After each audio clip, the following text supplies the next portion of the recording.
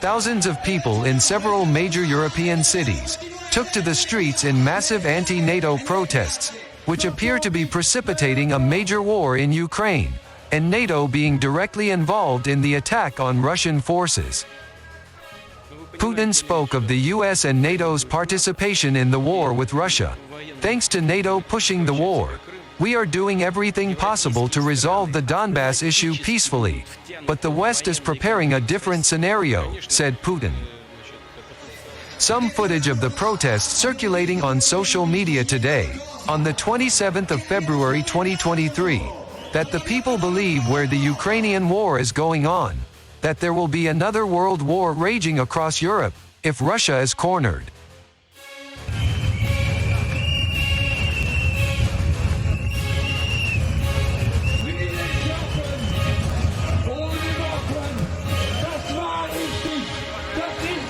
About 40,000 Germans came out to protest against their government, which supports the war under the NATO flag. They want the war to stop, and protesting against the shipment of ammunition to Ukraine. Like most normal people, this doesn't have to depend on NATO to stop it.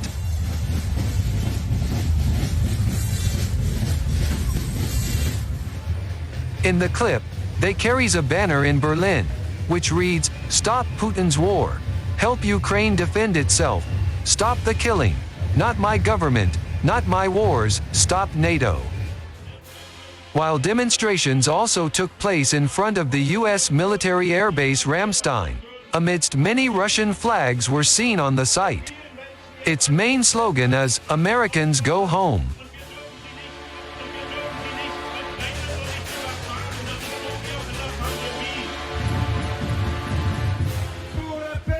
Paris is often at the forefront, and a place where great things happen. In France, crowds of thousands of anti-war protesters took to the streets to demand France's withdrawal from NATO, and protest the handover of arms to Ukraine. The second campaign that took place was organized by Florian Philippot, leader of the French Patriots movement. The people were so angry that they even decided to tear up the NATO flag.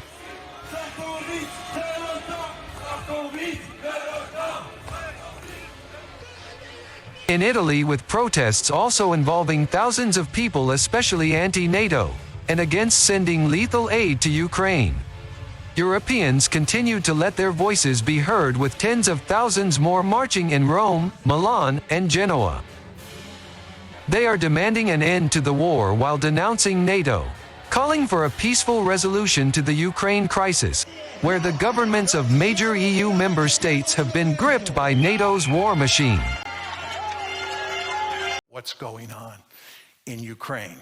And here we're focusing mainly on the US-Russian dyad. It is very important to understand that the Americans drive the train in the West. Putin doesn't want to talk to the Europeans. He wants to talk to the Americans. He knows who the boss is. Right? So when you think about the war in the Ukraine, it's really the US and the Russians that matter the most, in addition to the Ukrainians, of course. Now, the conventional wisdom in the West is that what is happening here is that Putin is an imperialist, and he is bent on creating a greater Russia or recreating the Soviet Union. And what he is intent on doing in Ukraine is conquering that country, occupying that country, and integrating it into a greater Russia. And in fact, Ukraine is the first stop on the train line. When he's done with Ukraine, he's going to move on to other states like Estonia, Latvia, Lithuania, maybe Poland, who knows. But he is an imperialist at heart. He's an aggressor who's interested in building an empire. This is the conventional wisdom that you all know well. I would imagine that most of you believe this. My view is this is simply wrong. I believe that if you're going to make that argument, you have to show evidence that Putin said it was desirable to conquer Ukraine and create a greater Russia. You have to show evidence that he thought it was feasible to do that, and you have to show evidence that he said that that's what he was doing. There is no evidence, and I want to underline that word, no. There is no evidence that he thought it was desirable to conquer Ukraine or to create a greater Russia or to conquer any other country. There's no evidence that he thought it was feasible. And there's no evidence that he said that's what he was doing. Furthermore, he does not have the capability to do it. The Russians invaded Ukraine with 190,000 men. There's no way 190,000 men could conquer a piece of real estate with 40+ million people in it with 190,000 men. When the Germans invaded Poland in 1939, they went in with 1.5 million men. You need a huge army to conquer a country like Ukraine, occupy it, and incorporate it into your country. And you're not going to do that with 190,000 men. Furthermore, Vladimir Putin does not have the Wehrmacht at his fingertips. You've noticed how poorly the Russian army performs. So you have a small army that's not the Wehrmacht. There's no way this army could conquer all of Ukraine. And if you look at the strategy that's been employed, my argument makes perfect sense. This is not a case of Putin acting like an imperialist. My argument is, as I'm sure many of you know, that if you look carefully at what was going on, it's quite clear that the West's efforts to turn Ukraine into a Western bulwark on Russia's borders was viewed as an existential threat, the brightest of all red lines, as Bill Burns, the ambassador, U.S. ambassador to Moscow at the time said, by the entire Russian elite. The idea that Ukraine was going to be incorporated into NATO, the idea that Ukraine was going to be incorporated into the EU, the idea that you were going to promote an orange revolution and turn Ukraine into a pro-Western liberal democracy, it's unacceptable to the Russians. It was an existential threat. You might not think it was an existential threat, but what you think doesn't matter. The only thing that matters is what the Russians think. And the Russians thought it was an existential threat. And they made it unequivocally clear to us that it was an existential threat. And how did we react? We ignored what they said and we continued pushing to bring Ukraine into NATO, pushing to bring Ukraine into the EU, pushing to turn it into a pro-Western liberal democracy. Why did we do that? I'll tell you why we did it. Because the Russians were weak. That's what happens when you're weak in international politics.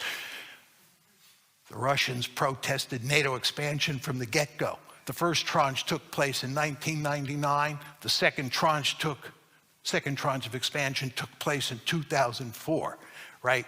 The Russians screamed bloody murder both times. We didn't care. We just shoved it down their throat. They were weak. And when they're weak, you can do that. 1999, we succeeded. 2004, we succeeded. Then in 2008, we said, we're going to bring Georgia and Ukraine into NATO. The Russians made it very clear, you're not going to do that. You're not going to do that. We're going to resist. And if we have to, we'll destroy Ukraine. This was clear a long time ago. What did we do? We doubled down. We just kept pushing and pushing and pushing. And what you want to understand is that from the Russian perspective, this is an existential threat. They have to win this war. They cannot afford to lose it.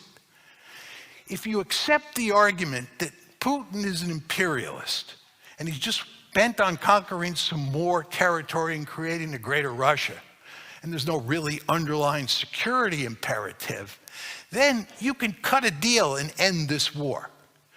But if you think that the Russians view this as an existential threat, you think about this conflict in very different ways. Because you're dealing with a great power that's armed to the teeth with thousands of nuclear weapons that sees itself facing an existential threat. That's my view of the Russian perspective on how this has to end. They have to win. They cannot afford to lose. What is American policy and what is Ukrainian policy? American policy is we're going to beat them in Ukraine. This is, of course, Western policy. Norway is deeply involved in this. Our policy is to defeat the Russians, also wreck their economy with sanctions, and also promote regime change and then put Putin on trial, and maybe even break apart Russia. This is their goal. We're going for victory. We think we can win in Ukraine.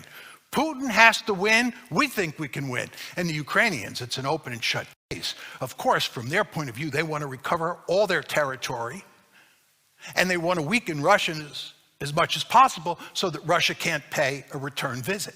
So the Russians are pursuing a clear-cut victory. The Ukrainians and the Americans are pursuing a clear-cut victory. What does this tell you? This tells you there's no diplomatic solution. There's no diplomatic solution to this one. This is why everybody basically understands that this is going to be a protracted stalemate, right? Or at least they think it's going to be a protracted stalemate. They think it's going to be a protracted stalemate because there's no solution. There's another dimension to this, the most worrisome of all, and that's nuclear escalation. Russia thinks it faces an existential threat. And again, what you think doesn't matter. It's what the Russians think. They think they face an existential threat. What happens if NATO succeeds?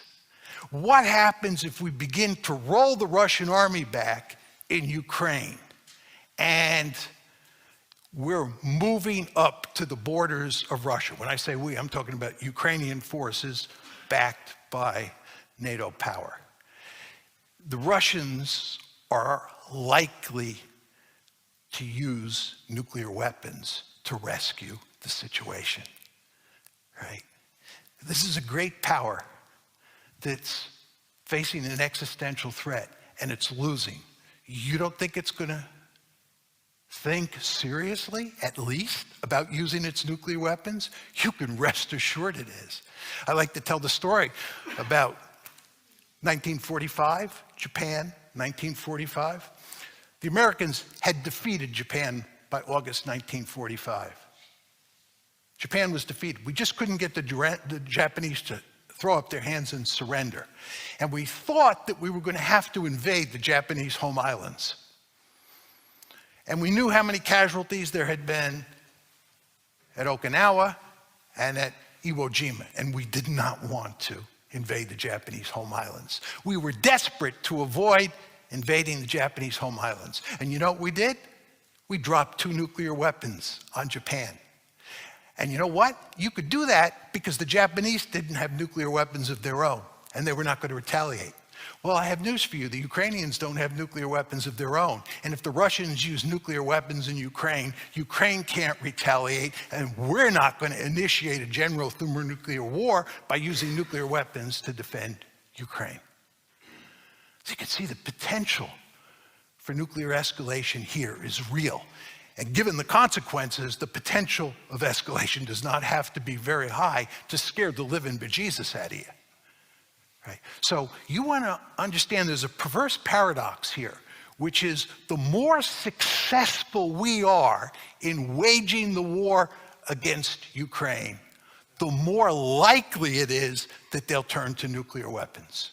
It's not to say they axiomatically will. It's just to say it becomes a real possibility. So the story I've told you here, in conclusion, is that during the Cold War, we had one conflict dyad. During the unipolar moment, we had none. During the multipolar world we now live in, there are 2 potential great power conflicts on the table. And both of them, as I tried to describe, are very dangerous. So all of you should be very fearful about the world that you live in, and even more fearful about the world that we're moving into.